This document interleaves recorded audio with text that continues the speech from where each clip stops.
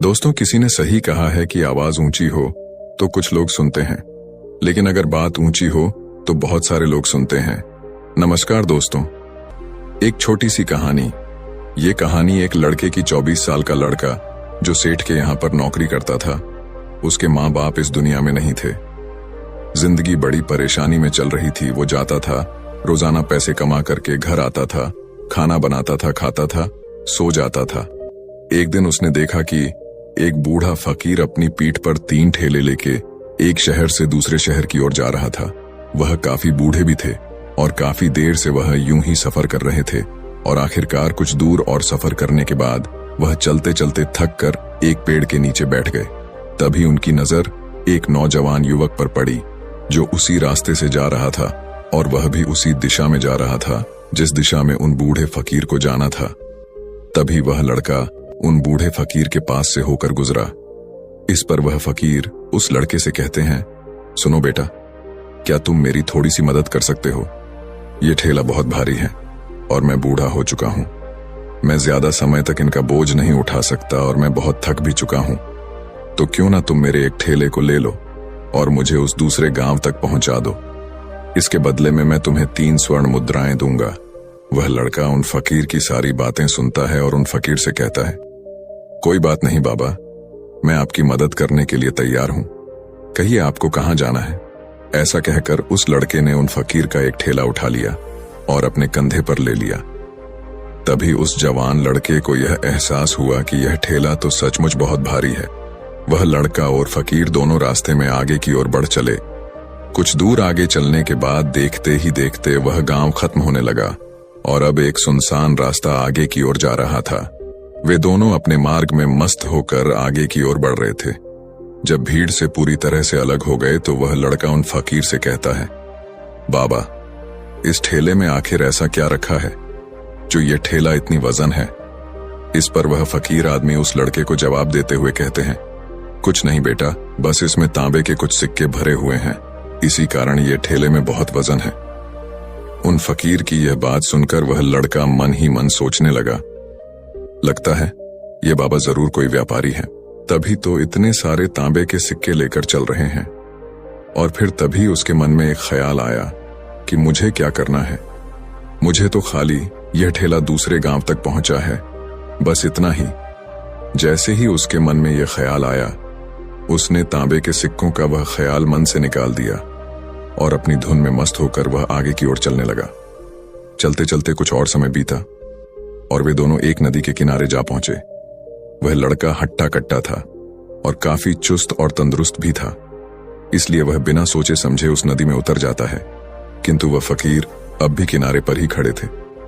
इस पर वह लड़का उन फकीर से कहता है, क्या हुआ बाबा, चलिए आइए, हमें यह नदी पार करनी होगी, तभी तो हम उस गांव तक पहुंच पाएंगे।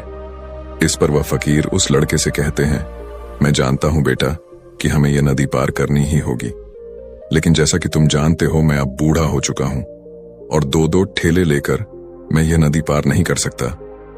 कहीं मेरा पांव फिसल गया तो क्या होगा? क्या तुम मेरी एक और गठरी ले सकते हो? मैं तुम्हें इसके बदले भी 3 स्वर्ण मुद्राएं दूंगा। इस पर वह लड़का मुस्कुराते हुए उन फकीर से कहता है, बाबा, आप मुझे शर्मिंदा कर रहे हैं।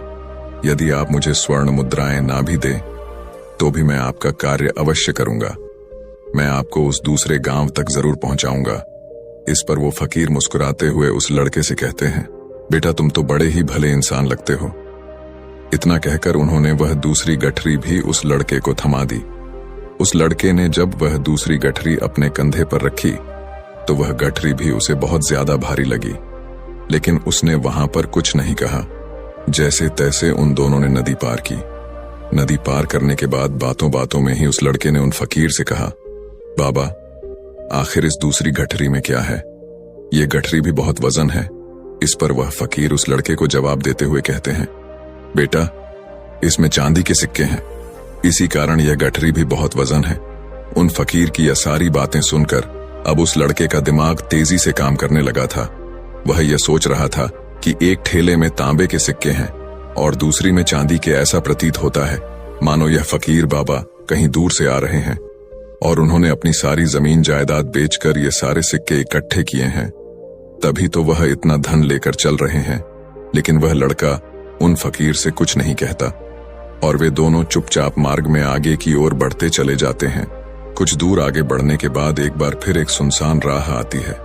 उस सुनसान रास्ते को देखते ही उस लड़के के मन में तरह तरह के विचार उत्पन्न होने लगे। वह यह सोचने लगा, अरे यह तो सुनसान जगह है। अगर मैं यह सिक्के लेकर यहां से भाग जाऊं तो यह फकीर मुझे कब तक दौड़ाएंगे।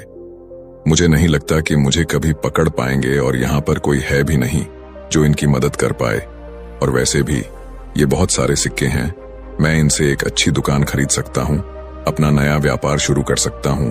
और वैसे भी ये बूढ़ा फकीर अब इन पैसों का क्या करेगा, इससे अच्छा तो मैं ही इन्हें रख लेता हूं। वह लड़का यह सब बारे में सोच ही रहा था, तभी अचानक उसे खुद पर आश्चर्य हुआ। अरे मैं यह क्या सोच रहा हूं, ये फकीर बाबा न जाने कहां से आ रहे हैं और क्या खूच करके इन्होंने इतने सारे पैसे इकट्ठा किए होंगे।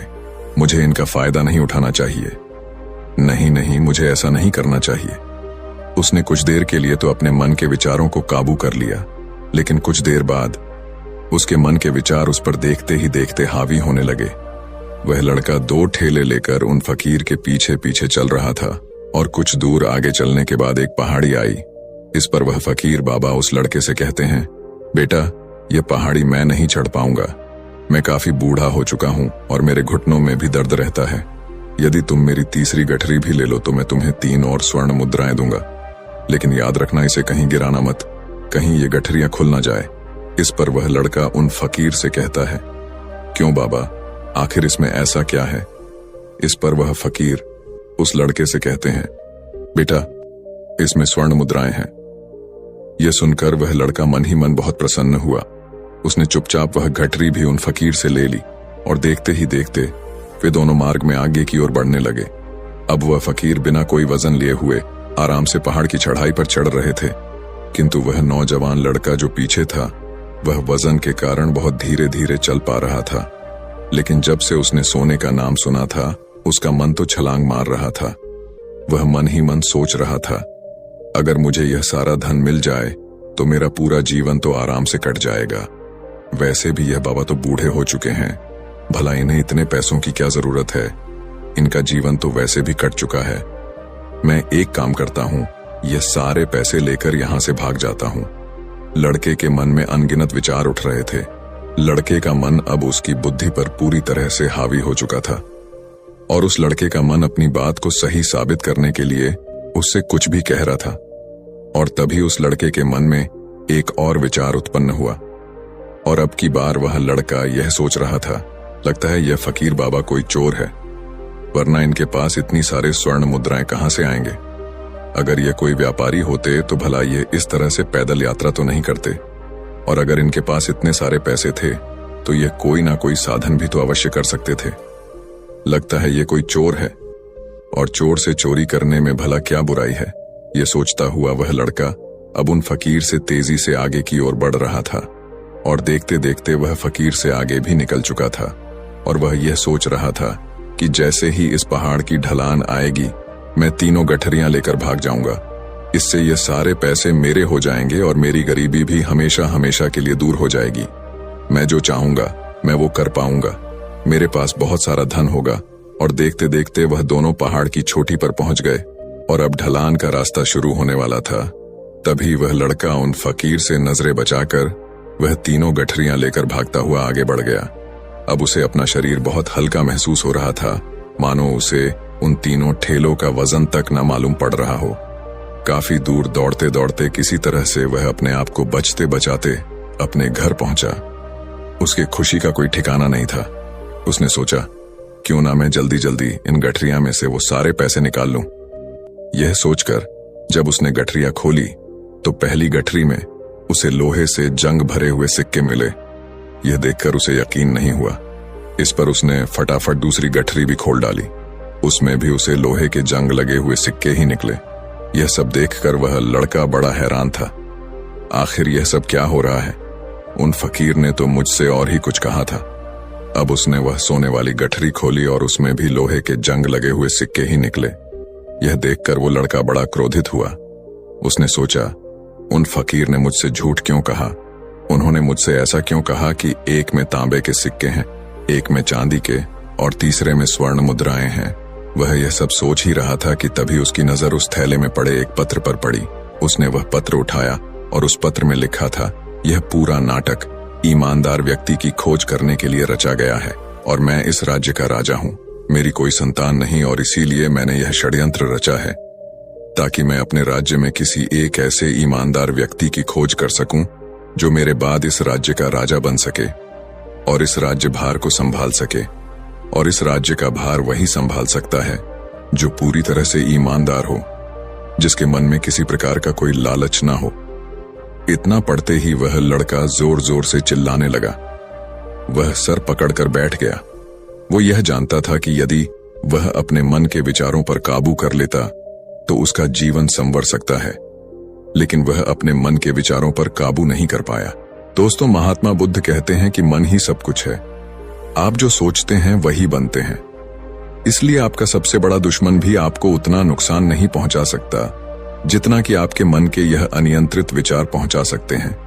महात्मा बुद्ध कहते हैं, अपने भीतर ध्यान से देखो। हमारे भीतर जो विचार चल रहे हैं वही विचार शब्द बनते हैं और शब्द कर्म के रूप में प्रकट होते हैं। बार बार दोहराने पर कर्म बर्ताव में बदलता है